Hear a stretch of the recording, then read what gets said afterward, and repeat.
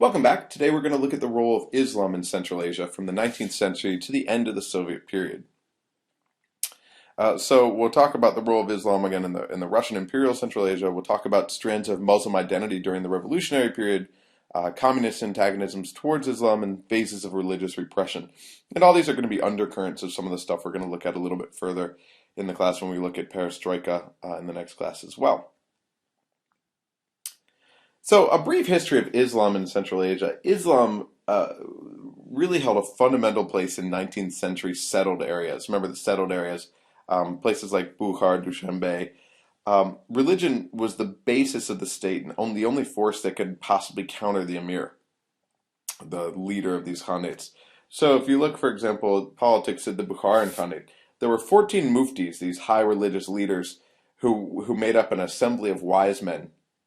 And they were the ones who concluded whether actions or decisions made by the emir was actually in line with Shariat or with religious law. So they actually had authority over the government. So they were a pressure source on the government. The religious hierarchy played a role in the judicial life of the state. They played a role in the spiritual life of the state. And obviously they had a cultural role as well. There were many mosques in the Bukharan Khanate alone. They had about 150 madrasas. So these centers of religious learning, and they had more than 20,000 students at any one time. So these were among the oldest in the Islamic world. And they also had about 2,000 maktabs. Now, maktabs are these elementary schools that were run by the clergy. They were the only kind of elementary schools that existed in the Bukharan Khanate. So the clergy obviously had a major influence over both the population and also political elites in the 19th century. Think about Friday prayers. The mahallas were these neighborhoods, which we'll talk about in a little more detail later, but they're neighborhood units, and there's a mosque in every one of them. And so they had lots of influence here. By the time the Bolsheviks came, Islam was strongest in these oasis towns, so especially around Bukhara, Khiva, in the Fergana Valley, including Kokand. It was an aspect of it was a little bit, it was less prominent, I guess I should say, among Kazakhs and the Kyrgyz. Again, the more nomadic types historically. But, so, I guess in other words, Islam was really strongest among the settled peoples of the three khanates that existed at the time. Now, with the transformation of Russian rule from Tsarist to Soviet, you went from a relatively passive attack on Islam to a very active one. Remember, there were attempts under Tsarism to sort of slowly Russify and secularize the educational network, but Bolsheviks in the 1920s went after religion at large, and especially after Islam in Central Asia. And there were several reasons for this. Ideologically, religion was considered what Marx called the opiate of the masses. All religions were. So they were things that confused people. People would look at sectarian differences along religious lines, and they wouldn't see their true proletariat commonalities, so they couldn't rise up and rebel. So this was part of the superstructure. If you remember the superstructure, the general norms and institutions put down from up high onto everyone below. Religion was a key one of these. So ideologically, it was this opiate of the masses. Islam was also more ingrained in social structure than other religions. So, for example, the Bolsheviks wanted to emancipate women, throw off the veil. They literally burned the veils in these huge bonfires in order to upset these social institutions. Islam also makes no distinction between religion, politics, and society. Islam's not merely a religion, but also a way of life. You don't necessarily need to be very religious to be a Muslim. A lot of it's about traditions and self-identifications. In fact, Central Asians were never super big on prayer 5 times a day, but they are Muslims by self-identification. Islam was also seen as a source of elite-level resistance, obviously, because of the role Islamic leaders, the imams and the mullahs, had as competing sources of authority and ideology throughout the Tsarist period, and before that, the Bukharan and Khivan and Kokand Khanates. So Islam was seen as a source of resistance that they had to snub out immediately. Islam was also a potential collective identity. People feared at the time a pan-Islamic or pan-Turkic identity that could oppose the Soviet state, people being the Bolsheviks.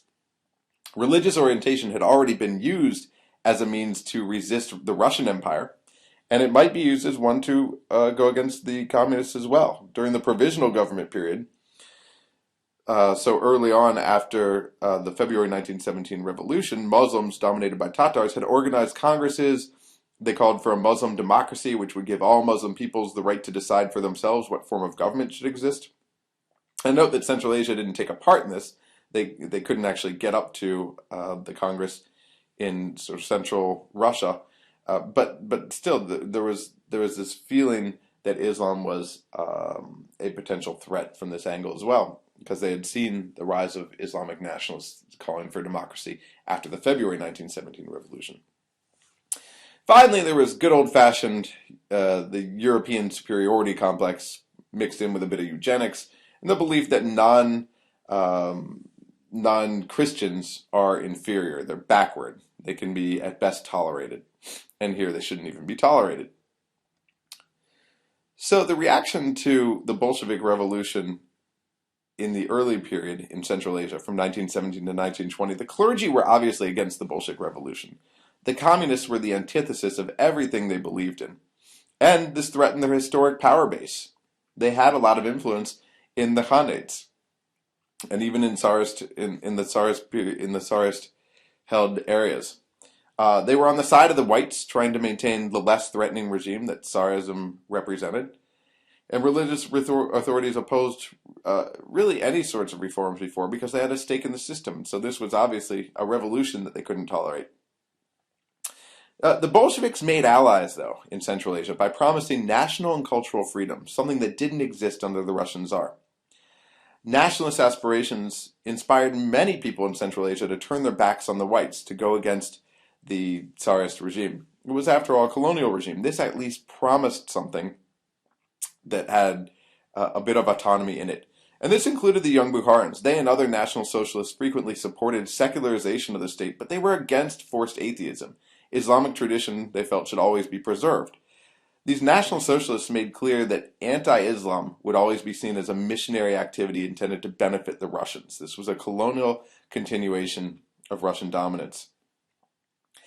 Some pro-West groups in Central Asia feared the Bolsheviks because they didn't trust that they would grant them true autonomy. So Alash Orda in Kazakhstan, this group over here, called for the creation of a Kazakh autonomous area within Russia proper. They wanted a Western-style state, but one that was backed by many religious elites who feared that Bolshevism was going to be the end of their influence. They eventually sided with the Reds, to the chagrin of the clergy, the Alash Orda, only because the Reds promised them autonomy. So again, once the communists promised these people autonomy, they often went along with them. So in short, Westernizing groups sought to, and by the Westernizing I mean pushing for a Western type rule, not necessarily a democracy, but hopefully democracy and autonomy, and more political freedom. They sought to use the Bolshevik Revolution to alter the role of rule in their territories, this religious, autocratic, semi-theocratic rule that had existed for centuries. And these reformers sought to work with the old system at first. They first tried to work with the old system, and then they only turned to the Bolsheviks when they had no other choice. And I think the Alash Orda is the most vivid example of this. Another example of how this played out is the Jadidists in Bukhara, who created the Young Bukharins Party and pressed their demands first upon the emir. They demanded that the emir in Bukhara repeal taxes, allow for freedom of schools and the press, expel abusive officials, and the emir accepted this. But when the Jadidists went out to celebrate in the streets, the religious leaders, followed by their flocks in significant numbers, countered this movement. And the emir took back the concessions, and the Young Bukharins asked for Soviet military assistance. And that's why when they allied themselves with the Soviets. So that Jadidists were fighting for a cause that was unpopular, and they were massacred. And the remaining ones became more pro-Bolshevik than they had been before. Similarly, this happened in the Kievan Khanate, where the young Kievans pressed for the Kievan Khan or emir to accept reforms, but the religious community fought against this and ultimately defeated the changes and had many of the young Kievans executed, which made many of them more pro-Bolshevik in the end. So the general lesson here is that nationalists in the early years, 1917 to 1920, allied alternately with the clergy in Kokand and the case of Alastorda in Kazakhstan, or ultimately with the communists to reach their political goals. Their political goals being autonomy. I'll take the next slide on a different set here.